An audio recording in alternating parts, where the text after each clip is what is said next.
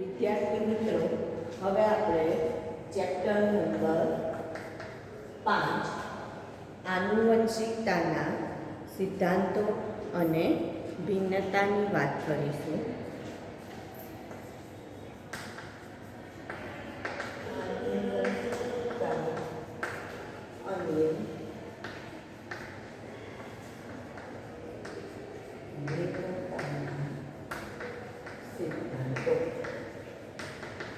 તો સૌથી પહેલાં તો આપણે આનુવંશિકતા એટલે શું એની વાત કરીએ.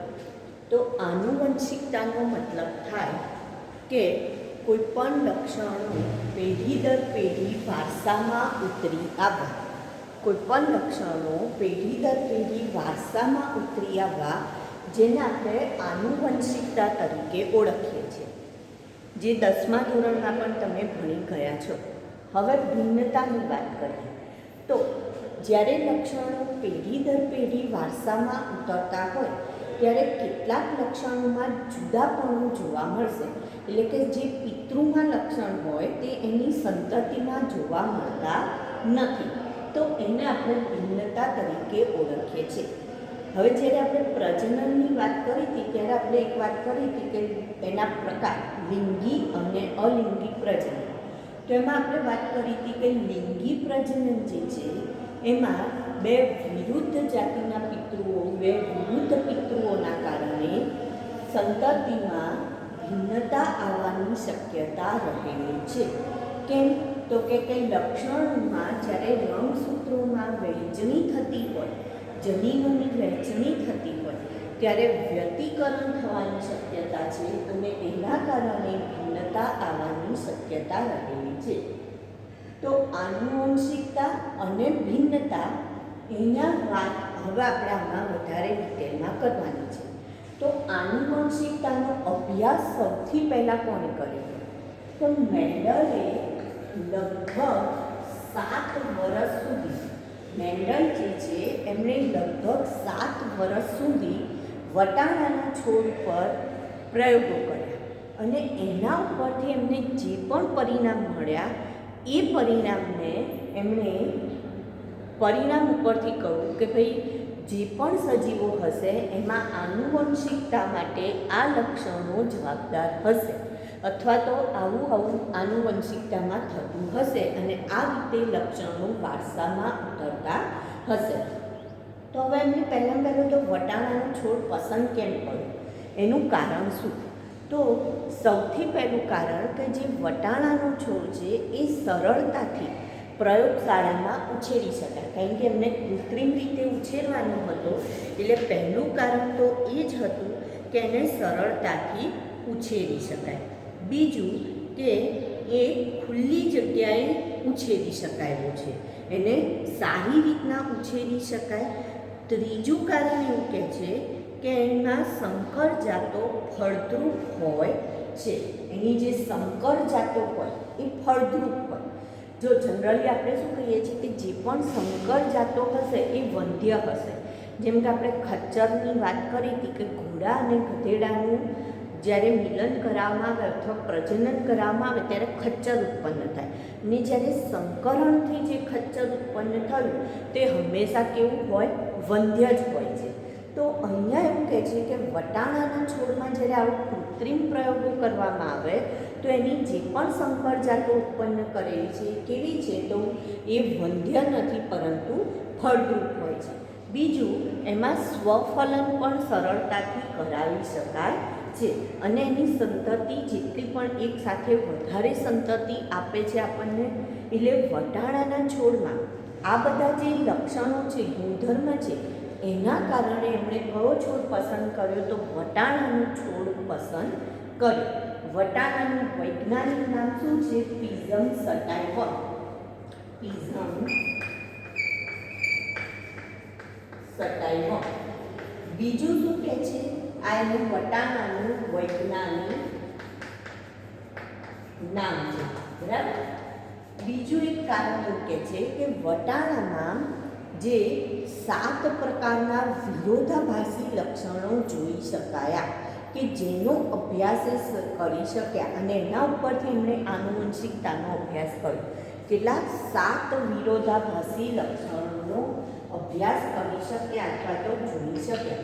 તો કયા કયા 7 વિરોધાભાસી લક્ષણો છે જે વટાણામાં જોઈ શકાય? તો પહેલું જે વટાણા છે એના બીજનું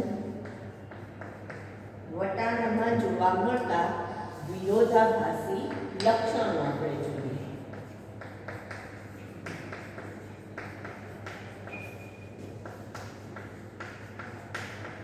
જો વિરોધાભાસી લક્ષણ હોય ને તો જ અભ્યાસ બરાબર કરી શકાય. કેમ? કારણ કે તમે કમ્પેરિઝન કરી શકો એટલા માટે. જો બે લક્ષણ સરખા જ હોય તો તમે કોની કમ્પેરિઝન કરો? ના થઈ શકે. એટલે વિરોધાભાસી લક્ષણ હોવા જરૂરી છે.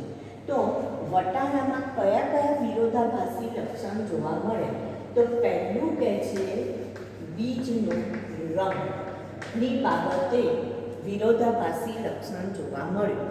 બીજનો રંગ, બરાબર? તો બીજ એટલે આપણે જે પેલો દાણો લઈએ છીએ ને એ દાણો, એનો રંગ કહેવાય. તો રંગમાં બે પ્રકારના જોવા મળ્યા, પીળો રંગ અને લીલો રંગ. એવી જ રીતના બીજું બીજનો આકાર. તો આકારમાં ગોળ આકારના બીજ જોવા મળ્યા અને ખરબચડા બીજ જોવા મળ્યા. રંગમાં જોઈએ તો પીળો અને લીલો, આકારમાં જોઈએ તો ગોળ અને ખરબચડા. હવે ત્રીજું જોઈએ તો બીજ પછી આવશે એના જે સિંગ હોય, જે મોટી થાય એટલે સિંગનો રંગ.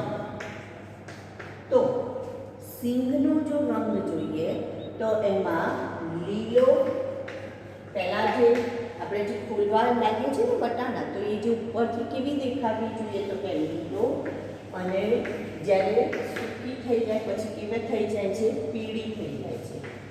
પછી સિંગનો આકાર.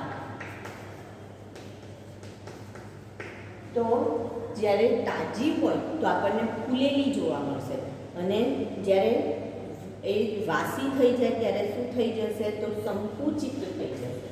એટલે ફૂલેલી અને સંકુચિત. પછી પાંચમું પુષ્પનો રંગ.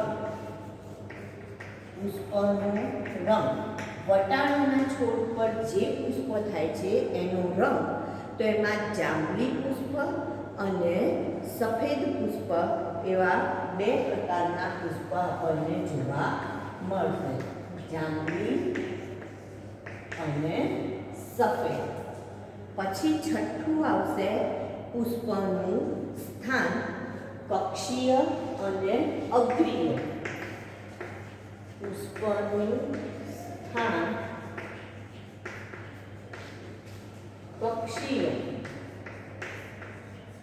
એટલે કક્ષ કલામાંથી જે ઉત્પન્ન થશે, અને અગ્રીય એટલે ત્યાં આગળ ટોચ ઉપર હોય એટલે એને આપણે અગ્રીય તરીકે ઓળખીશું. અને છેલ્લે પ્રકાંડની લંબાઈ.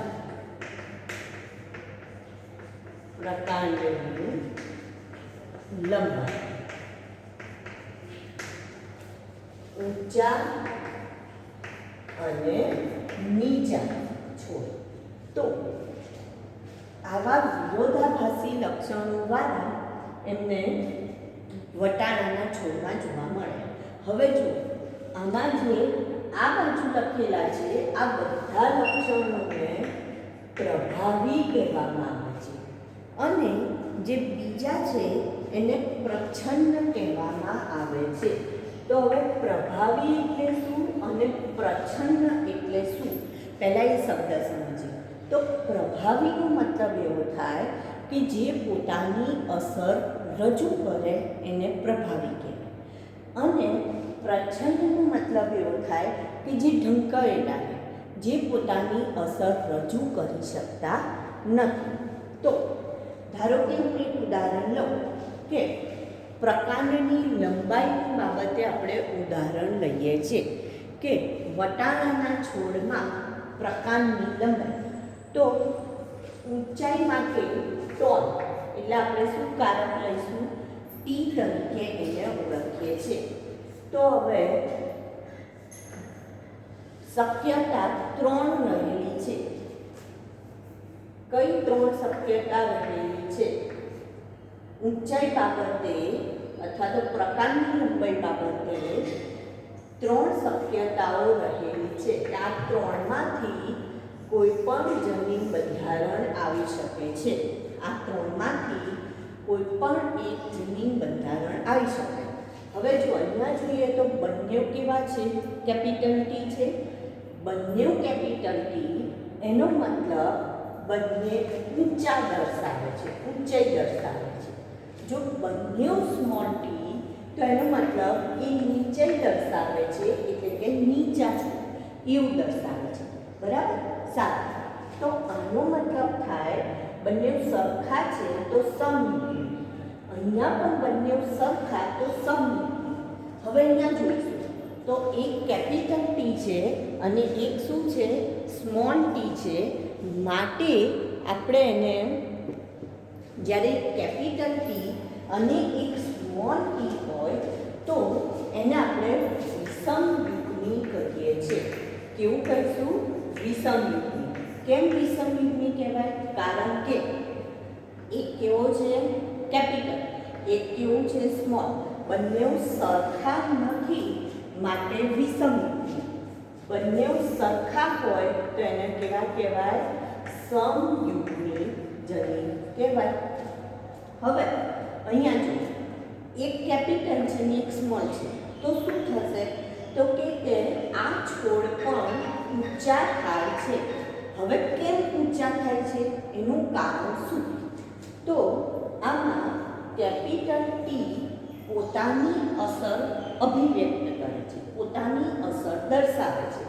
તો એનો મતલબ એવો થયો કે કેપિટલ ટી પોતાનું પ્રભાવીપણું દર્શાવે છે અને માટે એની અસર આવે છે એટલે છોડ કેવા થશે? તો કે ઊંચા થશે. તો એનો મતલબ જે પોતાની અસર અભિવ્યક્ત કરે એ પ્રભાવી. જ્યારે સ્મોલ ટી પોતાની અસર ના દર્શાવી શક્યું એટલે એ છાનું રહી ગયું, છૂપું રહી ગયું અને માટે એને શું કહેવામાં આવે છે? પ્રચંડ કહેવામાં આવે છે. તો અભ્યાસની સરળતા ખાતર આ લોકોએ શું કર્યું કે જે પણ લક્ષણો પ્રભાવી હતા એમને કેપિટલ અક્ષરથી બતાવવા, જે પ્રચંડ હતા એમને સ્મોલ અક્ષરથી બતાવવા એવું નક્કી કર્યું. વટાણાના છોડમાં કેટલા લક્ષણો આપણને વિરોધાભાસી જોવા મળ્યા? 7 લક્ષણોમાં વિરોધાભાસ જોવા મળ્યો. કયા 7 લક્ષણોમાં વિરોધાભાસ જોવા મળ્યો? તો બીજનો રંગ, બીજનો આકાર, સિંગનો રંગ, સિંગનો આકાર, પુષ્પનો રંગ, પુષ્પનું સ્થાન અને પ્રકારની લંબાઈ. આ બધા બાબતે આપણને શું જોવા મળે છે? તો પ્રભાવી અને પ્રચંડ એમ 2 પ્રકારના લક્ષણ જોવા મળે છે. બરાબર? તો આના ઉપરથી આગળ મેન્ડલે પ્રયોગો ચાલુ કર્યા અને એમના જે પ્રયોગ હતા એમાં પહેલો પ્રયોગ એમણે કર્યો એક સંકરણનો પ્રયોગ. કયો પ્રયોગ કર્યો? એક સંકરણનો પ્રયોગ. તો પહેલું તો એક સંકરણ એટલે શું? એક સંકરણ અથવા તો એના માટે એક જનીનનું વારસાગમન એવું આપણે કહીશું. એક જનીનનું વારસાગમન અથવા એને કહેવાય એક સંકરણનો પ્રયોગ અથવા એને આપણે કહીશું મેન્ડલનો આનુવંશિકતાનો પ્રયોગ. મેન્ડલનો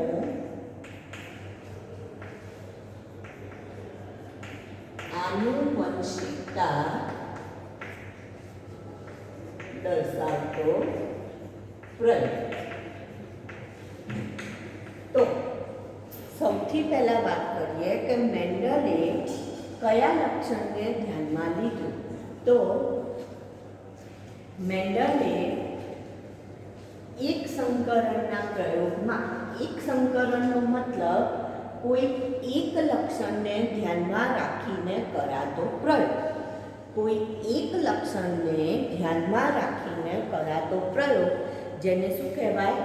એક સંકરણનો પ્રયોગ કહેવાય. હવે કયું લક્ષણ ધ્યાનમાં લીધું? તો મેન્ડલે આપણે જે વટાણાનો છોડ હતો એમાં ઊંચાઈનું લક્ષણ ધ્યાનમાં લીધું. કયું લક્ષણ ધ્યાનમાં લીધું? ઊંચાઈનું લક્ષણ. તો એમનો જે પ્રયોગ હતો એ પ્રયોગની આપણે વાત કરીએ તો એમાં સૌથી પહેલાં પિતૃ તરીકે જે પહેલું આવે પિતૃ, જેને આપણે પી તરીકે ઓળખીએ છીએ. તો એમાં એમણે શુદ્ધ, અને શું કહેવાય? શુદ્ધ ઊંચા છોડનું ફલન શુદ્ધ નીચા છોડ સાથે કરાવડાવ્યું. હવે જ્યારે પણ આ પિતૃ છે, પિતૃમાં હંમેશા અર્ધીકરણ થઈ પ્રજનન થાય. તો હવે અર્ધીકરણ થશે તો બે કેપિટલ ટી છે એમાંથી શું આવશે? એક જ જન્યુ આવશે. એને આપણે જન્યુ અથવા કારક કહીએ. તો એક જ કારક આવશે. કારક, કયો શબ્દ વાપરું છું? કારક. તો બે કારકમાંથી કેટલા કારક આવે છે? એક જ કારક આવે છે. કેમ? કારણ કે અર્ધીકરણ થાય એટલા માટે. આ યાદ રાખજો, શું થાય છે અહીંયા? અર્ધીકરણ, એટલે એક જ કારક આવે છે. બરાબર? અહીંયા જોઈએ તો જન્યુમાં કેટલા કારક ઉતરી આવે? એક જ. અહીંયા જોઈએ તો અહીંયા પણ અર્ધીકરણ થશે તો એક જ કારક ઉતરી આવે છે, એટલે કે બેમાંથી એક. હવે આ જેટલા પણ છોડ મળ્યા આને આપણે F1 સંતતિ તરીકે ઓળખીએ છીએ. શેના તરીકે ઓળખીશું? F1 સંતતિ. તો હવે આ જે હશે એ શુદ્ધ છે? તો ના. કેમ નથી? કારણ કે શુદ્ધ હોવું એનો મતલબ બંને આલ્ફાબેટ, બંને અક્ષર સરખા હોવા. અહીંયા બંને અક્ષર સરખા છે. ટી છે પણ એક કેપિટલ છે ને કેવો છે? સ્મોલ છે. તો આ અશુદ્ધ મળશે. પણ લક્ષણ કેવું રહેશે? તો કે જેટલા પણ છોડ હશે, ધારો કે એમણે 1064 છોડ લીધા હોય તો 1064 છોડ કેવા મળે છે? તો ઊંચા મળે છે. કેવા છોડ મળશે? અશુદ્ધ ઊંચા છોડ મળશે. બરાબર? હવે અહીંયા ફલન કરાવ્યું. હવે એ સ્વફલન કરાવશે. આપણે આગળ વાત કરી ને તમને કે વટાણાનું છોડ પસંદ કરવાનું કારણ શું? તો એમાં સ્વફલન પણ થઈ શકે છે. તો આગળ જ્યારે એમણે પ્રયોગ કર્યો કે જે F1 સંતતિ હતી એનું સ્વફલન કરાય. સ્વફલનનો મતલબ એવા જ ગુણધર્મ અથવા તો જનીન પ્રકારવાળી જે પણ સંતતિ છે એની સાથે ફરીથી ફલન કરાવડાય, જેને શું કહેવાય? સ્વફલન. તો જ્યારે અહીંયા સ્વફલન કરાવડાવ્યું તો હવે ફરીથી અહીંયા જોઈએ તો અહીંયા 4 શક્યતાઓ રહેલી છે. જે પણ સંતતિ આવશે, જો અહીંયા અર્ધીકરણ થાય તો અર્ધીકરણમાં કાં તો કેપિટલ ટી આવે કાં તો સ્મોલ ટી આવે. સેમ વસ્તુ અહીંયા થશે, અર્ધીકરણ થાય તો કેપિટલ ટી આવે અથવા સ્મોલ ટી આવે. તો જો આ બંને જોડાય તો બંને કેવા રહેશે? Capital T. આ બંને જોડાય તો કેપિટલ ટી, સ્મોલ ટી. હવે હંમેશા કેપિટલ અક્ષર આવતો હોય તો એ પહેલો લખો. આમાં બીજું કશું નથી. આ એકદમ સરળ છે. તમે પેલું લખતા હોય કે A પ્લસ H અને B પ્લસ Y. તો આપણે શું કરીએ છીએ? એને પહેલાં કોની જોડે ગુણીએ છીએ? B જોડે ગુણો છો. પછી એને કોની જોડે ગુણો છો? Y જોડે ગુણો છો. એટલે તમે આવું લખો EB વત્તા EY. આવું લખો. પછી પ્લસ હવે x ને b જોડે ગુણવાનું અને x ને y જોડે, એટલે xb અથવા તો bx વત્તા xy. એ જ વસ્તુ આપણે ત્યાં કરી. તો હવે આપણને જે ચાર સંતતિ મળી એ ચારના જોઈ લઈએ આપણે. તો ચાલો પહેલા કેપિટલ ટી, તો એનો મતલબ કેવા કહેવાય? શુદ્ધ ઊંચા. અશુદ્ધ પણ ઊંચા. સરસ. આ પણ અશુદ્ધ ઊંચા. Very good.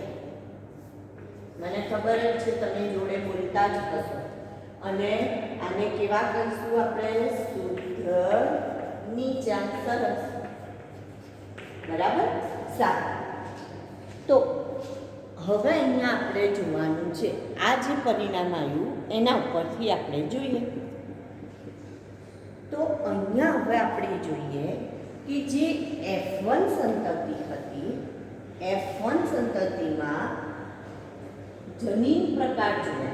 અને જનીન પ્રકાર કહેવાય. જ્યારે આપણે આવું આલ્ફાબેટિકલી લખીએ ને એને જનીન પ્રકાર કહેવાય. અને જો હું એમ કહું ઊંચો છોડ, નીચો છોડ, તો એને સ્વરૂપ પ્રકાર કહેવાય. આ ખ્યાલ રાખો. આને જનીન પ્રકાર કહીશું, આ સ્વરૂપ પ્રકાર.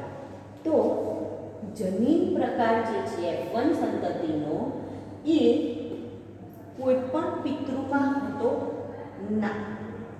પણ જ્યારે F2 સંતતિ આવે છે, આ F2 સંતતિ અથવા F2 પેઢી, તો હવે જુઓ કે જે પણ જનીન પ્રકાર તમે જોશો, ધારો કે આ જુઓ, આ જનીન પ્રકાર, તો આ જનીન પ્રકાર એના પિતૃઓમાંથી વારસામાં ઉતરી આવે છે. એક પેઢી છોડી પણ બીજી પેઢીમાં વારસામાં આવે કે ના આવે? ધારો કે આ દાદા દાદી, એનો પુત્ર અને એની સંતતિ એટલે એનો પૌત્ર, છોકરો, બરાબર, બાળક. તમે ધારો કે તમે આ છો અને આ તમારા દાદા દાદી છે, તો તમારામાં તમારા દાદા દાદીના લક્ષણ પણ ઉતરી આવે છે. તો F2 સંતતિમાં જે પણ લક્ષણો આપણે જોઈશું તો પ્રમાણ શું મળશે? 3 છોડ ઊંચા, 1 છોડ કેવો મળે છે? નીચો મળે છે. પ્રમાણ શું મળ્યું? 3 છોડ ઊંચા મળે અને 1 છોડ કેવો મળે છે? નીચો મળે છે. તો અહીંયા જે 3 ઊંચા મળ્યા અને 1 નીચો, આ બધાના લક્ષણો કોનામાંથી ઉતરી આવ્યા છે? તો એના પિતૃઓમાંથી લક્ષણો વારસામાં ઉતરી આવે છે, જેને આપણે શું કહીએ છીએ? જનીનોનું વારસા ગમન કહીએ છીએ, અથવા એક પેઢીમાંથી બીજી પેઢીમાં ઉતરી આવે છે. એટલે એને આપણે શેના તરીકે ઓળખીએ છીએ? આનુવંશિકતા તરીકે ઓળખીએ છીએ. બરાબર. હવે આની જગ્યાએ જો તમે આને પુનેટ સ્ક્વેરમાં મૂકો, બેક્સન અને પુનેટ નામના વૈજ્ઞાનિકોએ આ જ વસ્તુને સ્ક્વેરમાં મૂકી. કઈ રીતના? એને પુનેટ સ્ક્વેર કહેવાય. તો પ્રયોગ આનો આ છે, પણ જો આ બે છે ને એને આમ છૂટા પાડો અને આને અહીંયા ઊભા છૂટા પાડો. હવે એને ગુણાકાર કરી મૂકતા જાઓ.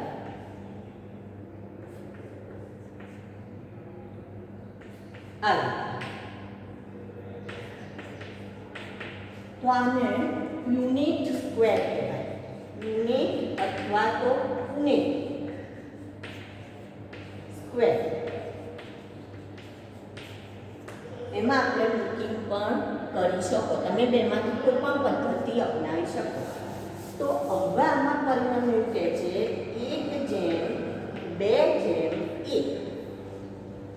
જનીન પ્રકાર બદલાયો એ પ્રમાણે આપ્યું. જો 1 કેવા છે? Capital T. 2 કેવા છે? એક કેપિટલ એક સ્મોલ અને આ તો આનો જનીન પ્રકારમાં શું થશે 1:2 અથવા અને જો ઊંચા કે નીચાની બાબતમાં વાત કરીએ તો પ્રમાણ શું મળશે 3:1 3 ઊંચા અને 1 નીચા એટલે સ્વરૂપ પ્રકારમાં આપણને 3:1 મળશે પણ જનીન પ્રકારમાં જોઈએ તો 1:2:1 મેં ફરીથી તમને કહું જનીનની વાત કરું તો આલ્ફાબેટિકલી અને સ્વરૂપની વાત કરું તો ઊંચા નીચા તો જનીન પ્રકારે જો એને ગોઠવવા હોય તો 1:2:1 અને જો સ્વરૂપ પ્રકારે જો ગોઠવવું હોય તો 3:1નું પ્રમાણ 3 ઊંચા અને 1 નીચો છોડ મળે. આ કોણે પ્રયોગ કર્યો છે? મેન્ડલે પ્રયોગ કર્યો, જેને એક સંકરણનો પ્રયોગ કહેવાય. મેન્ડલનો કયો પ્રયોગ કહેવાય? એક સંકરણનો પ્રયોગ. અને આ પ્રયોગ પરથી એમણે અમુક તારણો કાઢ્યા. પહેલું તારણ એવું કીધું કે કોઈ પણ લક્ષણ જે છે કોઈ પણ લક્ષણ માટે બે કારકો જવાબદાર છે. કારક શબ્દ વાપર્યો મેં, પણ પછીથી ખબર પડી કે કારક એટલે શું છે? તો કારક એટલે જનીન છે. બરાબર? કોઈ પણ લક્ષણ માટે મેન્ડલે શું કર્યું? કોઈ પણ લક્ષણ માટે કેટલા કારકો જવાબદાર છે? બે કારકો જવાબદાર છે. હવે આ જે કારક છે એ શું છે? તો કે પાછળથી ખબર પડી કે કારક એટલે એને જનીન તરીકે ઓળખવામાં આવે છે. તો કોઈ પણ લક્ષણ માટે કેટલા જનીન જવાબદાર છે? બે જનીન જવાબદાર હોય છે. બેમાંથી એક પ્રભાવી હોય અને કેવું હોઈ શકે? પ્રચ્છન્ન હોઈ શકે. અથવા તો આપણે એમ કહીશું કે બે એકબીજાના વૈકલ્પિક કારકો હોય.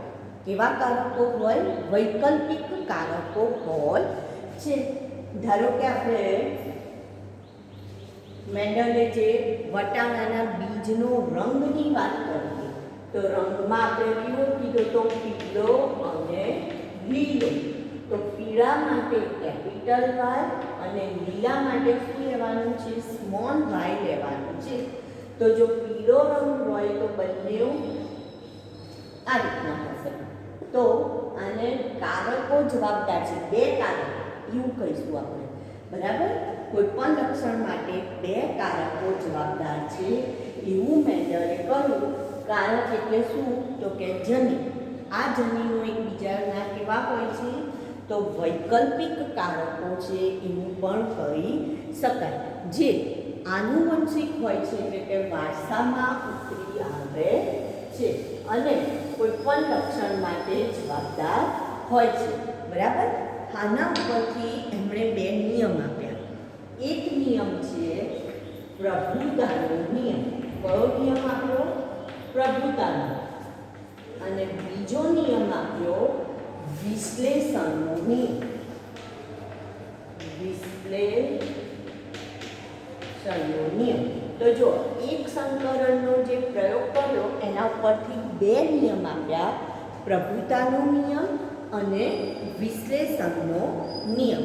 હવે પ્રભુતાનો જે નિયમ છે એમાં શું કહે છે કે કોઈ પણ સજીવમાં એક લક્ષણ માટે કોઈ પણ સજીવમાં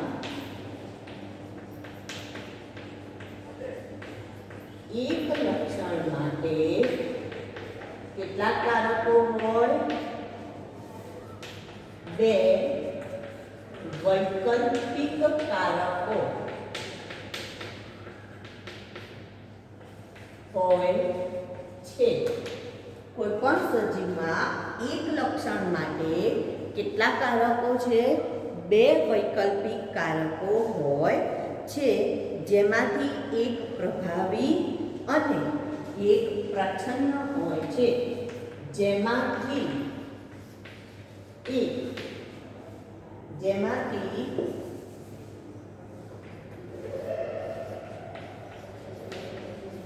એક એવું હોય પ્રભાવી જે અભિવ્યક્ત થાય અને બીજું કેવું હોય? પ્રચ્છન્ન, જે અભિવ્યક્ત થતું નથી, એટલે કે જે અભિવ્યક્ત થતું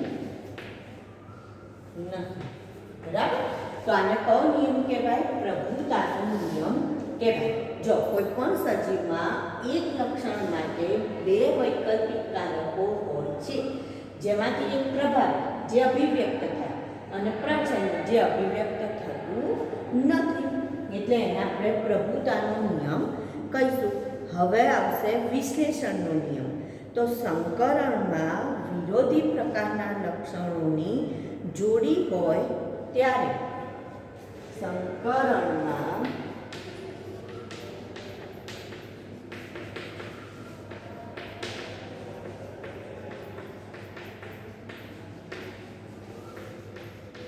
લક્ષણોની જોડી હોય ત્યારે તે મિશ્રિત થયા વગર રહે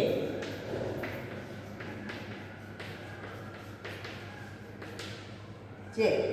સંકરણમાં લક્ષણોની જોડી હોય તો તેમાં બે કારકો મિશ્રિત થયા વગર રહે છે અને પ્રજનન કોષોના નિર્માણ વખતે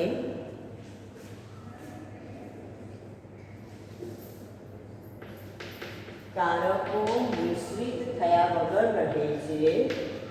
પ્રજનન કોષોના નિર્માણ વખતે જનીન માટે બીજો શબ્દ કયો વાપરી શકાય? આપણે કારકો એકબીજાથી છૂટા પડે છે. જનીનો અથવા કારકો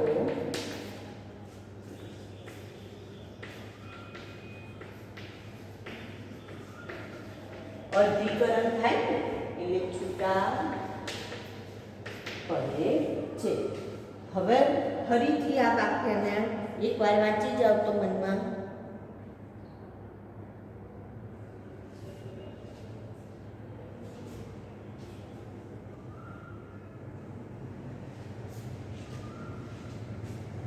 સંકરણમાં વિરોધી પ્રકારના લક્ષણોની સંકરણમાં વિરોધી પ્રકારના લક્ષણોની જોડી હોય ત્યારે કારકો મિશ્રિત થયા વગર રહે છે. વિરોધી પ્રકારના લક્ષણ, ધારો કે આપણે ઊંચાઈ માટે આ લીધું, બરાબર? ઊંચાઈ માટે ધારો કે આપણે લઈએ છીએ આ, અને